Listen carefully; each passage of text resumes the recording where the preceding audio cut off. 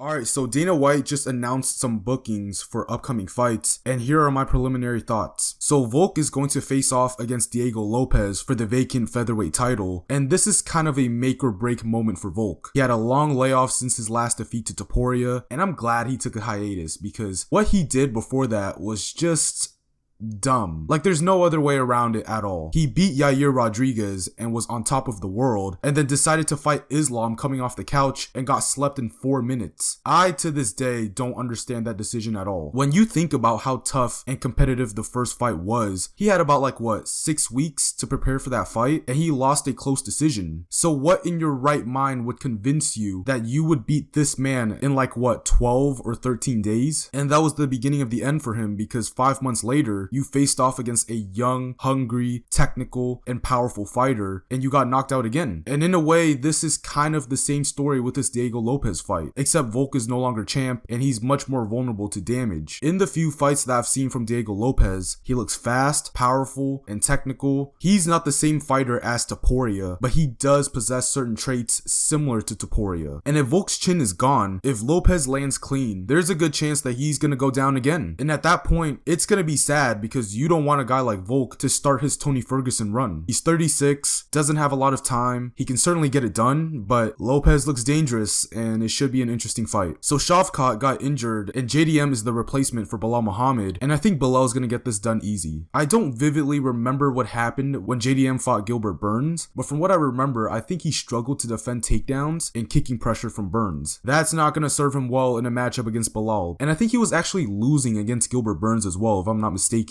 Again, not great considering you're facing a guy who is better than Gilbert Burns in every way. Belal is not exciting, and people hold that against him, which I encourage you to not, especially if you're a real MMA fan. But what Belal is that he's a disciplined and a pretty damn good fighter overall. JDM is a long and lanky striker, but Belal actually knows how to properly walk down those type of fighters and actually enter range safely to execute his offense. I mean, clearly because he did it to Leon. He delivered a masterclass on it. I broke it all down in a video in which people loved, so if you haven't checked it out, be sure to do so after this video. However, Belal does a very good job of blending his wrestling with striking, and I'd imagine he'd be able to do the same against JDM. It's a bummer that we couldn't get to see him against Shavkat, considering Shavkat is like this fighter that's good, but nothing about him particularly stands out, at least from my perspective. From what I'm seeing, it looks like he's solid in every area of MMA, as well as the intangibles. Didn't look great against Ian Gary, but I thought Belal would have been a more entertaining matchup, considering that Belal would open up more, and Ian Gary is more of a long-range selective striker. But if Belal gets it done against JDM, I would for sure love to see it get rebooked between him and Shavkat. Chandler versus Paddy is a sad fight in the sense that Chandler's just slowly becoming a gatekeeper. He came into the UFC with so much hype. He was an exciting fighter, no doubt about it, but I never once thought that he was elite, nor did I ever thought he was going to be elite when he came to the UFC. To me, he had a lot of natural talent and athleticism, but he never addressed the tactical and conditioning side of combat. You hear people say it all the time. He has poor fight IQ. He never picks his shots. It looks like he has one mission, and it's just to continuously headhunt and try to take a man's head off. His deficiencies weren't terrible. It was okay, but it was never great. That's the issue. And if you want to become champ, you can't have too many holes here. Man's also took 3 years off of his fighting career because he was twerking for the Conor McGregor fight and never got it. His last fight against Oliveira wasn't great. Got broken down, outsmarted, outworked, and just had some really cool moments during the fight, which is probably the most Michael Chandler thing ever. Losing the fight by having one badass moment, and that's his definition of victory. I would say this fight would be straight violence, but Paddy in his last few fights has been a bit more technical and smart, and if he actually wants to go somewhere in this lightweight division, he's gonna have to patch up some basic issues at the bare minimum, because right now, he doesn't have the skill set to be an elite fighter in this stacked lightweight division. I didn't get a chance to watch his last fight, but correct me if I'm wrong, but I'm pretty sure his last opponent wasn't even ranked, right? So yeah, a big jump in competition, could be a fun fight, but who knows. And lastly, Ilia Topuria decides to vacate the featherweight title. Dana White says that Topuria feels like he has cemented his legacy in the featherweight division and that his body can't make the weight anymore. First things first, has Topuria cemented his legacy at featherweight? I would say so. I think being one of the best in a division consists of 3 things, and it's competition level, dominance, dominance and title reign length. Topuria has the comp level and dominance part down, no doubt about it. He took down two dudes that were pretty much 1A, 1B at the top of the division and finished them both. Finished them in spectacular fashion, like both of them were out cold, and no one ever got close to doing that in the featherweight division. That's gonna certainly hold a lot of weight for sure. The issue here is the title reign. He won the title against Volk and defended it against Max. That's great and all, but this is the area where people can undervalue his legacy, and in the future it can give leeway to other upcoming fighters to potentially pass him up. This part matters because it shows how good you truly were as a champion in the division. It's the reason why people don't put Conor above Aldo even though he beat him, and you're not gonna put Topuria above Volk even though he also beat him because of Volk's title reign and how many times he defended against the best in the world. Him not being able to make the weight anymore is understandable to me because even though he never seemed like a big 45er, he did look much more powerful relative to his opposition, and some of that definitely has to do with his size and build. He's like stocky, but he's also like lanky as well. It's a little weird, but he also has expressed that he's been wanting to go to lightweight full time, and honestly now is the perfect time because the question is now, who's he gonna fight? I wouldn't mind an Islam fight at all because it would for sure be a big fight. Number one, people are going to show up for that fight. That fight would do numbers pay-per-view wise and social media wise. Topuria has a great fan base in his home country in Spain. Islam has his own audience in Dagestan and Abu Dhabi. Anytime when you can book a fight between two fighters that have two different audiences, you can almost guarantee that it will be a big fight. And it's also a great fight stylistically, man. With the way that Topuria likes to fight, he does have a solid chance. If that fight gets booked, y'all know I'm finna be there, and I'm gonna speak more on that when the time comes.